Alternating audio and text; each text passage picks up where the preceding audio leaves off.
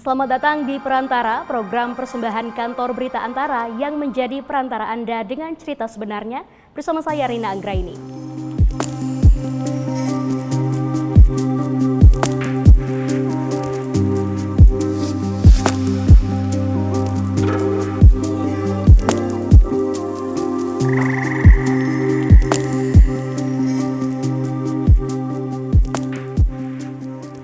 Pemirsa, baru-baru ini publik di tanah air dihebohkan dengan sebuah video yang beredar di lini media sosial menunjukkan seorang wanita muda mengenakan seragam Angkatan Darat Amerika Serikat berkomunikasi dengan bahasa Indonesia. Perempuan yang akhirnya diketahui identitasnya tersebut yakni bernama Kezia Shiva, diisukan merupakan WNI yang bergabung dengan Angkatan Bersenjata AS. Kabar tersebut mencuatkan kembali fenomena warga negara Indonesia atau WNI yang bergabung dengan angkatan bersenjata negara lain. Lalu bagaimana pemerintah menyikapi hal ini? Kabar mengenai WNI yang bergabung menjadi tentara negara asing seperti yang terjadi pada Kezia Shiva bukan yang pertama. Beberapa pekan lalu juga muncul video yang berisi rekaman seorang WNI yakni Brigadir 2 Muhammad Rio yang merupakan anggota Brimob Polda Aceh terungkap bergabung sebagai tentara bayaran di Rusia.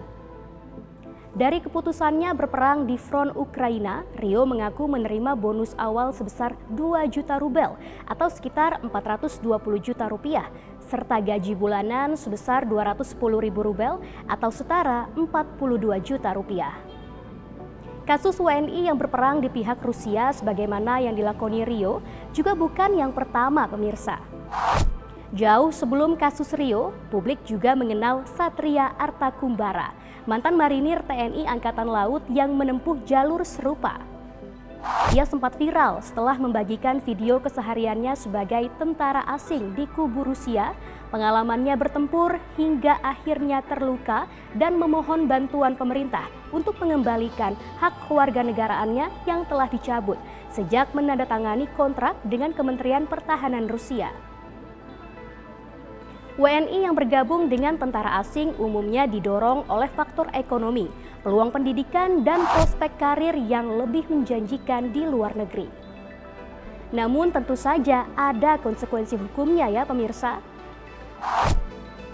Ketiga orang tersebut hanya fragmentasi dari kemungkinan lebih banyak WNI yang bergabung dengan angkatan bersenjata asing. Menyikapi hal itu, Kementerian Hukum secara tegas menyampaikan bahwa seorang warga negara Indonesia akan kehilangan kewarganegaraannya secara otomatis jika yang bersangkutan terbukti menjadi tentara di negara asing. Kepastian mengacu pada Undang-Undang Nomor 12 Tahun 2006 tentang Kewarganegaraan RI Pasal 23 huruf D dan E. Pasal ini mengatur tentang WNI yang kehilangan kewarganegaraan. Di huruf D dengan tegas berbunyi, WNI kehilangan kewarganegaraan jika masuk dalam dinas tentara asing tanpa izin terlebih dahulu dari Presiden. Sementara huruf E juga menegaskan, seorang WNI kehilangan kewarganegaraan jika secara sukarela masuk dalam dinas negara asing yang jabatan dalam dinas semacam itu di Indonesia sesuai dengan ketentuan peraturan perundang-undangan hanya dapat dijabat oleh warga negara Indonesia.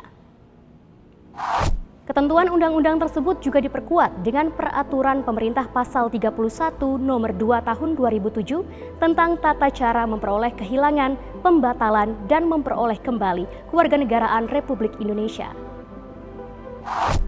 Jika mengacu pada peraturan undang-undang di atas, maka seharusnya ketiga individu tersebut kehilangan status kewarganegaraannya sebagai WNI nih pemirsa.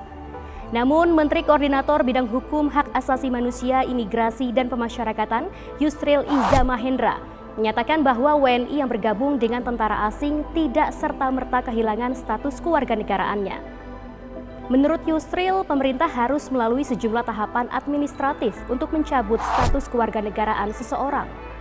Salah satu tahapan utama ialah penerbitan surat keputusan pencabutan status WNI oleh Menteri Hukum. Selain itu, pemerintah wajib mengumumkan pencabutan kewarganegaraan tersebut dalam berita negara. Yusril menegaskan selama prosedur itu belum dilalui, status kewarganegaraan yang bersangkutan masih tetap berlaku. Pemerintah dipastikan bersikap proaktif dalam memproses pencabutan kewarganegaraan WNI yang menjadi tentara asing. Pemerintah juga harus mengumpulkan data dan memastikan apakah seseorang benar-benar bergabung dengan militer negara lain sebelum mengeluarkan keputusan pencabutan status WNI, pemirsa. Apakah memang status mereka selama ini WNI atau tidak? Nah, itu juga perlu ada satu kepastian, dan kalau memang ada kepastian seperti itu, hasil koordinasi ini saya akan sampaikan kepada Menteri Hukum agar Menteri Hukum mengambil satu langkah yang konkret, misalnya untuk mencabut status kewarganegaraan dari yang bersangkutan, jadi tidak terkatung-katung seperti sekarang dan ada kepastian hukum terhadap status WNI-nya. Pemirsa, itu dia perantara untuk episode kali ini. Anda bisa menyaksikan tayangan ini di saluran UCTV, kanal YouTube Antara TV Indonesia, dan antaranews.com. Terima kasih telah menyaksikan. Saya Rina Anggraini pamit undur diri. Sampai jumpa.